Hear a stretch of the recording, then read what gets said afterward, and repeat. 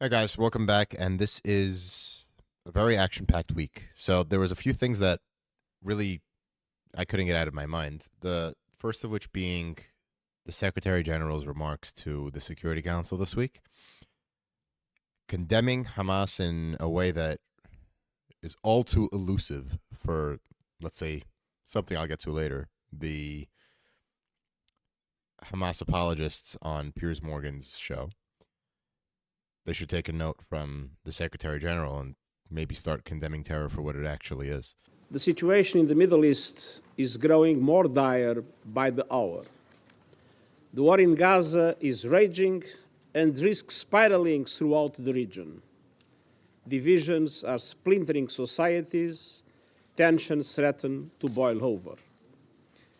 At a crucial moment like this, it is vital to be clear on principles, starting with the fundamental principle of respecting and protecting civilians. I have condemned unequivocally the horrifying and unprecedented 7 October acts of terror by Hamas in Israel. Nothing can justify the deliberate killing, injuring, and kidnapping of civilians or the launching of rockets against civilian targets. All hostages must be treated humanely and released immediately and without conditions. And I respectfully note the presence among us of members of their families. Excellencies, it is important to also recognize the attacks by Hamas did not happen in a vacuum. The Palestinian people have been subjected to 56 years of suffocating occupation. They have seen their land steadily devoured by settlements and plagued by violence, their economy stifled, their people displaced, and their homes demolished. Their hopes for a political solution to their plight have been vanishing. The second part of his speech, though, was the part that caused a lot of contention, a part that called the situation is not occurring in a vacuum. It's the same line that made the Israeli delegation call for the Secretary General's resignation. I guess, fire was so hot that the Secretary General came out less than 24 hours later defending himself in front of the cameras. I am shocked by the misrepresentations by some of my statement yesterday in the Security Council, as if I was justifying acts of terror by Hamas. This is false. It was the opposite. In the beginning of my intervention yesterday, I clearly stated, and I quote, I have condemned unequivocally the horrifying and unprecedented 7 October acts of terror by Hamas in Israel. Nothing can justify the deliberate killing, injuring, and kidnapping of civilians or the launching of rockets against civilian targets. End quote. Indeed, I spoke of the grievances of the Palestinian people. And in doing so, I also clearly stated, and I quote, but the grievances of the Palestinian people cannot justify the appalling attacks by Hamas, end quote. And then I went on with my intervention referring all my positions on all aspects of the Middle East crisis. I believe it was necessary to set the record straight, especially out of respect to the victims and to their families. Thank you. I watched the speech live, and I watched it about 2 more times after that. And I thought, this is a very down-the-middle speech. You guys know I take things in from all sides of the spectrum. And no matter how grotesque, how disgusting they are, you have to take everything in. You make your decision with nuance. What the Secretary General did, my first impression, was exactly that. It was down the middle. It was threading the needle in a very careful manner. And I don't think anyone out there would actually say the Israeli policies for the past 57 years, each and every one of them, they would agree with. and absolves Hamas for what they did. No one would say that. But I think the Secretary General opened that door just by threading the needle in the way he did. In some, my first reaction was there's nothing wrong with it. It was down the middle.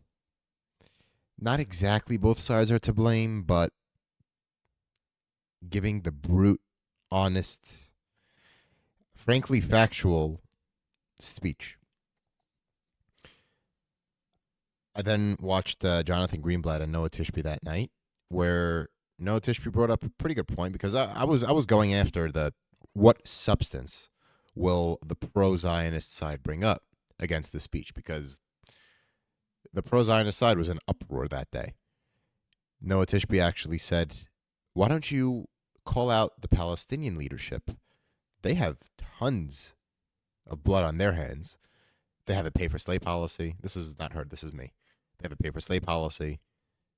I don't have to begin to tell you what kind of cruelty Hamas does. In my opinion, they intentionally withheld the Palestinian people from having their own state,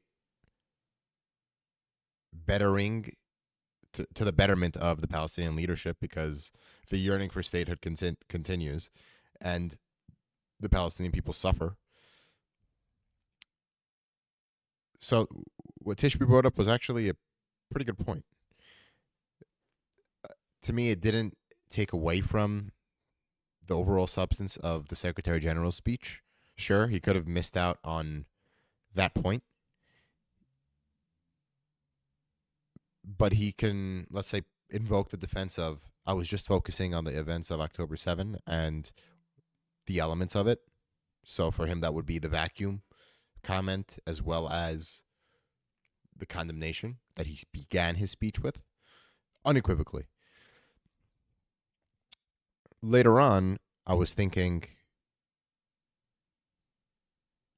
Hillel Neuer, who had an interview with I-24, both a channel I respect and a figure I respect, gave his opinion. And he, you may know him for the video of Where Are Your Jews?, where he goes down a list of Arab countries and the amount of Jews are basically zero in all of them, implying, I think it's implicitly, that they're guilty of genocide and ethnic cleansing on their own part. But the work he does at UN Watch is beyond honorable. It's something that needs to be done, nations that need to be called out, and he does it perfectly with amazing attentiveness to detail and honesty, exposing hypocrisy where it should be, and deviance from the charter of the Human Rights Council and the rest of the UN. His point was that the Secretary General, and I should actually go back and say his criticism was that the Secretary General was trying to have it both ways. And I have to agree. For those of you who follow me in my newsletter or follow an icon of mine, Smirkanish, Michael Smirkanish, he ran a piece of mine 2 weeks ago where I said there's room for nuance, moderation, and centrism. As you know, that's really what I stand for. But not here. There's never a case where raping parents, terrorizing families together, throwing a grenade into a bomb shelter so families can explode together, beheading babies, incinerating babies, taking the elderly, disabled, infants as captive, as hostage. There's no nuance and centrism to that. So it wasn't out of something like cognitive dissonance where I thought to myself, oh, I already wrote that, I can't go back on my word. No, it was more like, I think Hillel Neuer got it right. There's a typical example of taking things in from all sides. I thought about it, sort out different perspectives and viewpoints on the same matter. I think I came out right. The Secretary General shouldn't have said that. It was not the time nor the place to say it didn't happen in a vacuum, and 57 years of occupation and oppression led to this. Maybe when tensions cooled, he could have brought up, like the UN never hesitates to, the issue of the Palestinians and Israel and all that. Hillel Neuer goes into gruesome detail about how much of a spotlight they put on Israel, and he does it with amazing accuracy. But he shouldn't have said that at that point. And it was actually the subject of discussion during the first hour of Michael Smerconich's program, where he posed the hypothetical question of, could somebody on a college campus get away with saying a speech like that? Because donors are pulling their funds, and in huge amounts, from these campuses where the presidents refuse to,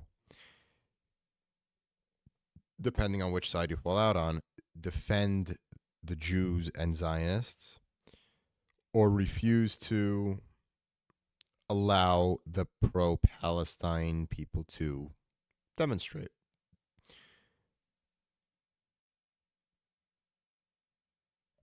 I think he posed the wrong question there. The speech rights of the pro-Palestinian or the Hamas sympathizer sides are not the ones being subjected to repression. The pro-Israel and Zionist sides cannot speak out of fear for their safety. The events of Cooper Union yesterday, Ina Vernikov, one of the local city council members of the Syrian Jewish community, held a press conference there and established a few fact findings that she made. She said that the protest or the demonstration was not meant to take place where the library was in Cooper Union. There were only 15 security guards on staff, over 100 people demonstrating. Professors confirmed canceled classes.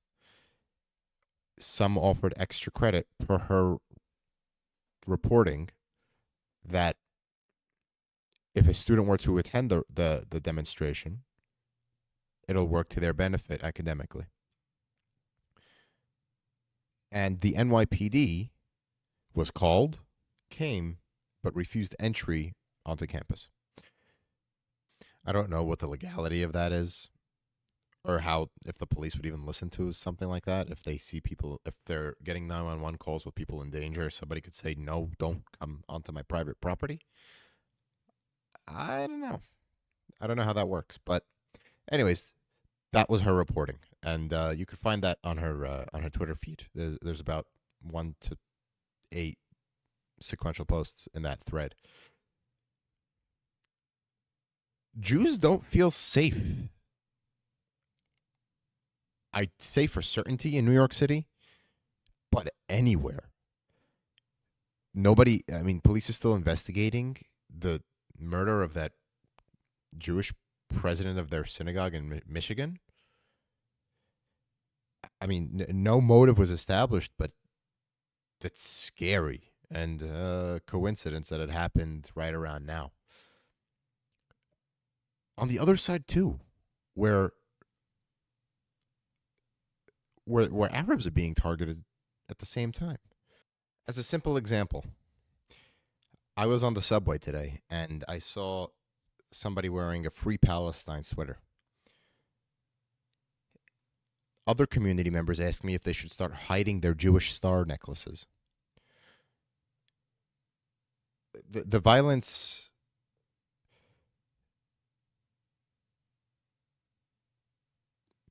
the risk of violence is so in the air. But just by my feeling, it seems to be that it's on, that the Jews are in the minority here. The Jews are the ones that have to hide themselves, repress themselves, hide their identities. It's just not there's no sense of safety and security. If you look at the ADL's reporting, the incidences of anti-Semitism skyrocketed since October 7, and not just in America. I mean, where's the sympathy of what happened 2.5 weeks ago at the time of this recording? To take a parable I heard, imagine 2.5 weeks after 9/11, there were pro-Afghanistan rallies.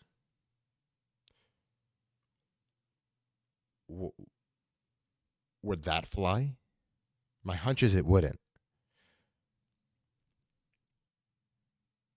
Over 1,000 people were slaughtered in the most gruesome ways.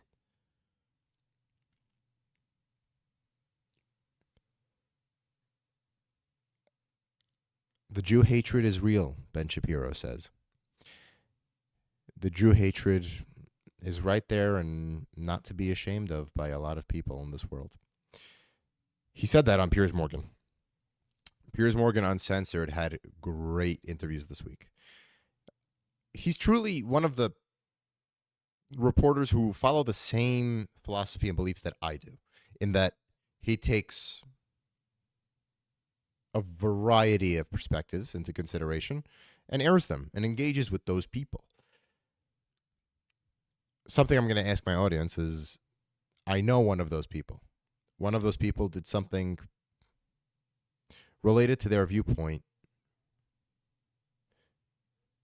They did something that impacted me for the better.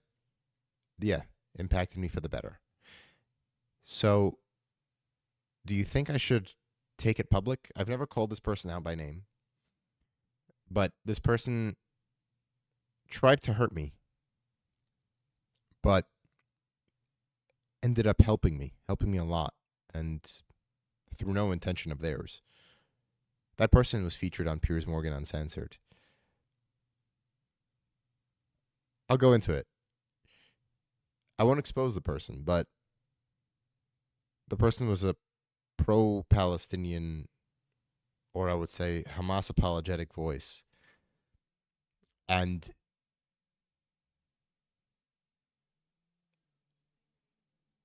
tried to advocate for that position on the show. But I couldn't even, I watched it and I thought to myself, wow, this person's doing what they do best. And it was really just not acknowledging the atrocities of 10/7 and justifying, or going back to whatever the pro-Hamas, pro-Palestine advocates usually did on that show. Usually they just start the timeline from 1948 and the Nakba and the establishment of the state of Israel, which I guess is their go-to playbook of just not acknowledging the atrocities of 10/7. And what Piers was doing was starting the timeline of this discussion from 10/7. So if you look at this, that brings me back to the Secretary General, now that I'm thinking of it. The Secretary General began his timeline in 1948, or if you go back 57 years, to the 60s. So the whole, I guess, contention here between denying that the massacre even happened by Hamas versus starting the timeline earlier. I mean, it's a bunch of people playing with rhetoric, but not acknowledging that over 1,300 people were slaughtered. For now, the number will definitely go up. The timeline for what happened on 10/7 starts on 10/7. There's never a situation where that's justified.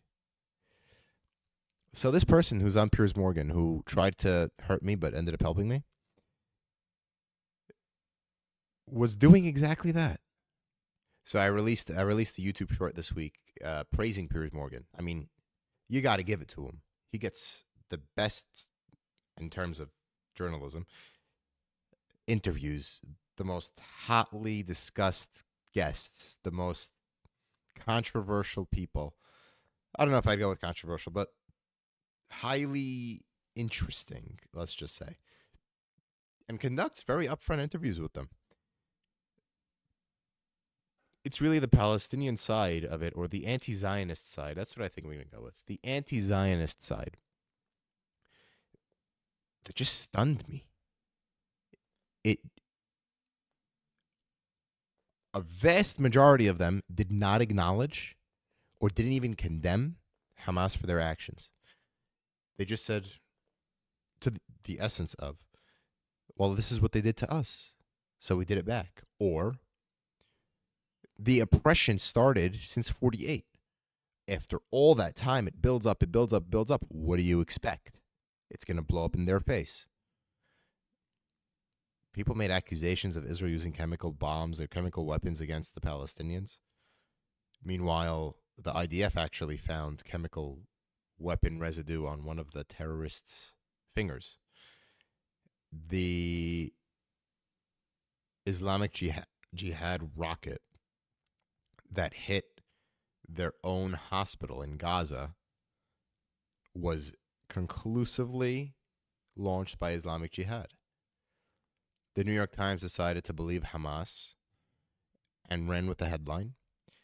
They didn't even release an apology. They released a justification for following Hamas, or please sympathize with us because there's a fog of war. But the readiness to blame Israel was just so present. They really ran that headline right away based on Hamas intel. That's what they said.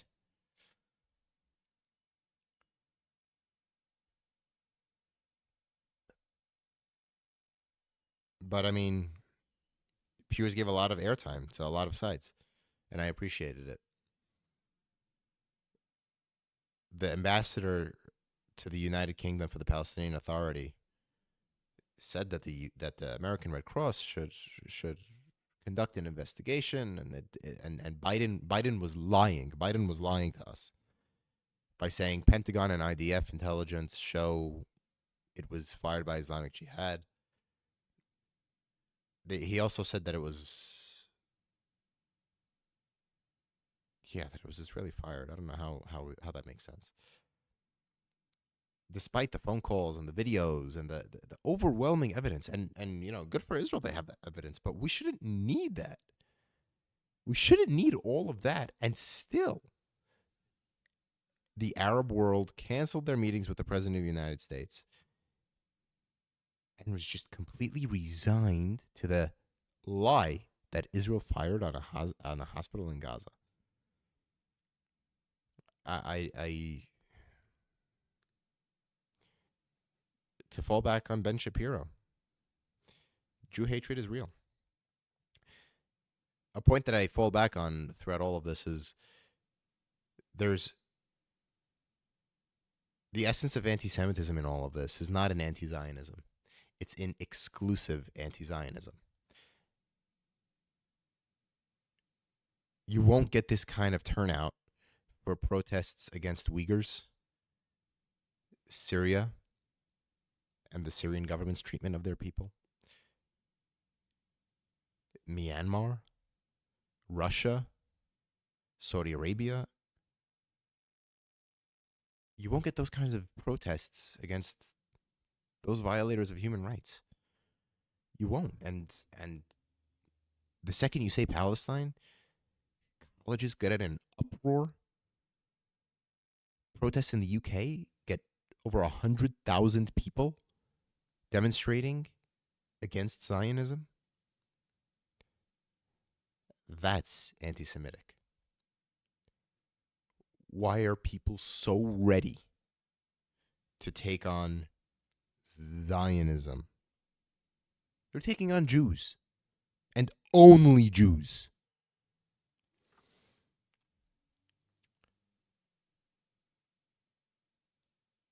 Sort of a distraction for me this week, or one of my distractions this week, was the speaker's race in the House of Representatives. it got to Monday and I just didn't know. Okay, whoever's next is next. Jim Jordan didn't work. They're not going to empower McHenry, who was the Speaker pro temp. I just said, all right, whatever they figure out, they figure out. I mean, it's ridiculous. They're worse than kids trying to figure out a compromise or a conflict. And then they elected Johnson. Never heard of him before. I mean, I think his name is Mike Johnson, something like that. So that's who we had, and it sort of hurt me. I kept on checking back to see, are we going to elect a 2020 election denier? I kept on looking to see if whatever candidates they pulled up denied the 2020 election. This person did. I guess not illegally. I guess. He asked for amicus brief signatures to back Attorney General Paxton's actions in Texas challenging the election. But I didn't see him. I didn't see evidence of him. I should do more research on it, but I didn't see evidence of him continuing to preach the lie that 2020 was stolen. I'm happy the government is open. I'm happy one of the first things the House did was pass a resolution for increased aid to Israel. But I think, oh boy, do we need moderation in this country. We could have had a speaker that would have passed meaningful, middle of the road legislation. Hakeem Jeffries called for it publicly, but I don't know if a lack of participation on the Republicans or the Democrat side contributed to no bipartisanship.